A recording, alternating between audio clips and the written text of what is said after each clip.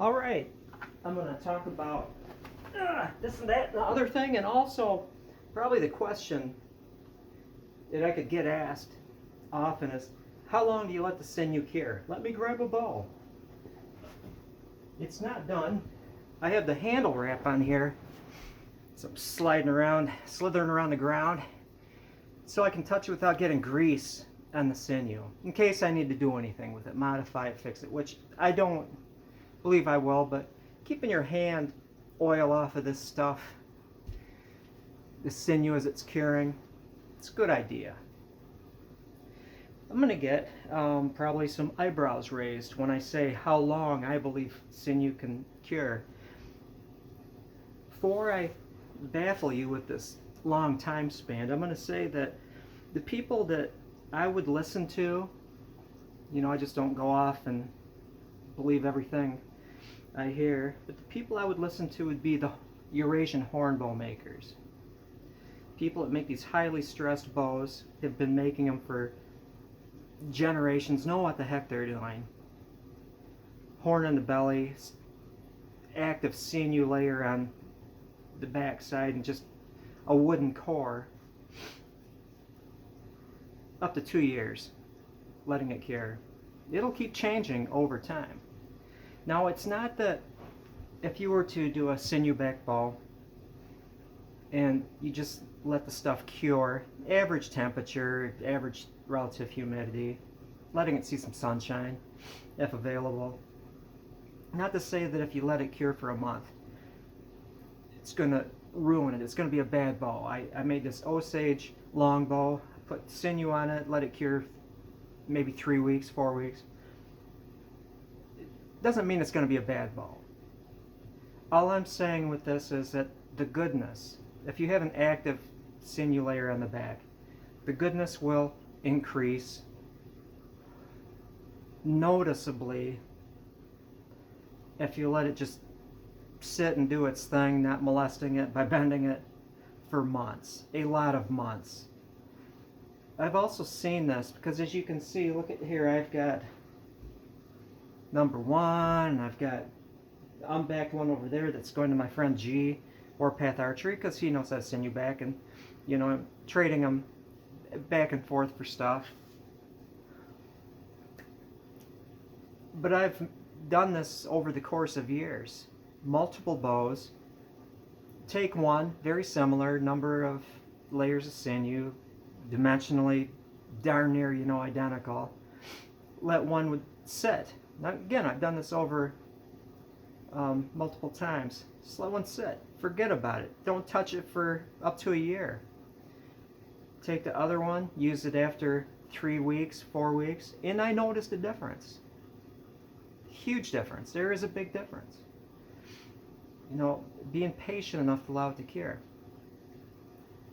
I told one fellow that making this run of bows, and I'd be willing to part with them in early April, giving it about a month of I know that they're not going to be moved or bent. But then the people that get them should wait another month before they string them up and start using it. See, after a month, I'm able to gentle bend, balance them, get a sense of how heavy they're going to be. And sinew, don't ask me, I want a 47-pound sinew back bow at 27. It doesn't work that way.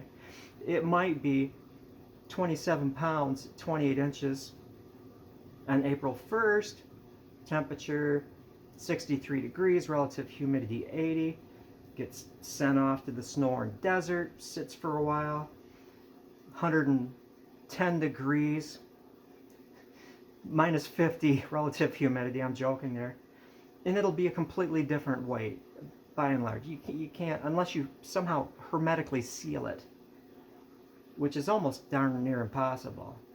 It's going to be a different poundage, different bow over time in different places. In the same place, different times a year. That's just the nature of sinew. Get a fiberglass bow if you want one that's going to be consistent. But yeah, I'm not going to tell you that It's your bow, it's your business. Do what you want. That if you send you back it, don't touch it for 2, 3 months. Not gonna do that. I would, because I've seen a difference. That's all I'm saying. You know, if you're a patient person, make two. Forget the one. I'm not gonna touch it for a year. Use the other one after a month or so. After that year, you're gonna see the difference. That's all I'm saying. Now I've got my setup here. Gullwing back there, curing. And one right here. I'm still sizing it. I want to build up the sticky layers because I use a thin glue layer on it. I don't need to have that pot on a double boiler. Just room temperature, slightly above. It'll stay liquid, and then I'll just take, this is the sinew that's going to go on that bowl. Believe it or not, I'll take a whole one of these and just stick it in there. Just to sit. 5 minutes, 10 minutes, whatever. Again, a game of patience. And by the time I pull these fibers out, a few at a time, out of that big old mass of sinew sitting in there, it's going to be limber. There's going to be no hard spots on it, whatever. Even though I might have ripped it and prepared it and it might have had a hard end or something like that, I didn't bother to cut it off with scissors. More or less uniform in size. But it'll have softened because I gave it time. It's not like I used to do hot glue, almost too hot to be comfortable sitting there, count to 20, then put it on. I just let it sit and then peel off 4, 5, 6, whatever, kind of uniform size, and stick it on the bow in a brickwork pattern. Now, it turns out that a lot of concentration, being very careful to not, you don't want the sinew to be like braided when you put it on. That's how you get like big gaps in your bow, and when they tear apart as they dry, it gets all white and fluffy, so you got these distinct white lines in there. Being very careful too. And it helps when it's wet or low temperature, because I've got more time to like comb out. Don't use a comb, but getting those fibers parallel like this, and that's why I can get such good layers on my bow. I'm very careful. I don't need to brush it out. I don't need to have a sharp stick and do this. I've got time to fiddle with it because my cold method here, laying it on there. But where I was going with this is that I'm not as fresh. I'm not gonna be so precise at the end of sinew backing the bow as I am in the beginning. So what do I do? And what's the first thing I do? The first thing is I establish a good edge along the side. Get those side edges on there. Get them nice and beautifully and even, because it really does make the bow look nice to have a nice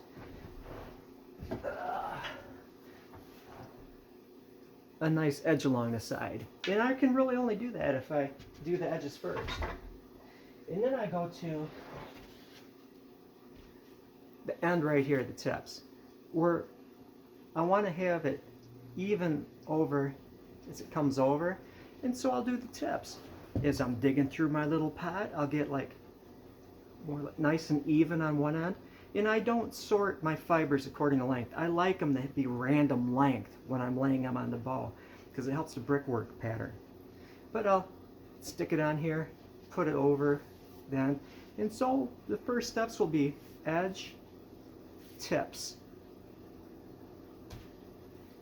center of the handle. Then I might wait a little bit so I can see where I left off. Good enough that I don't need to by now. An extra layer underneath the handle to keep that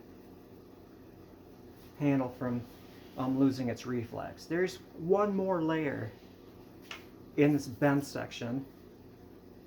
It just naturally thickens up because it tapers, so the same number of bundles here, then tapers, and then the recurve sections will get, you know, a little extra strength there, but that's it. Brickwork. I'm thinking this, I'm going to grab another bow. Pardon me, I'm not scripted here.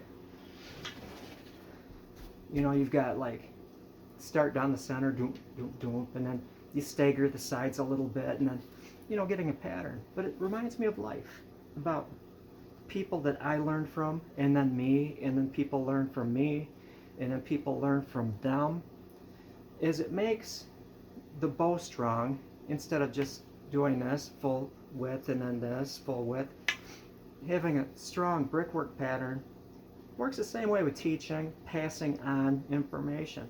And so you can make a bad bow if you don't have overlaps and brickwork going from tip to tip, like time, long time ago to the future. You know, it works the same way with us.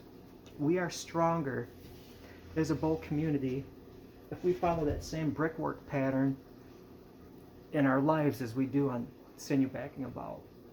Think about it. That is all. It is time to back bows. Washed my hands. Wash them often if you're touching stuff that you sinew back with, bows, the bows back, sinew, everything. Keep clean hands, or wear gloves or something, you know. I don't. Have a good one.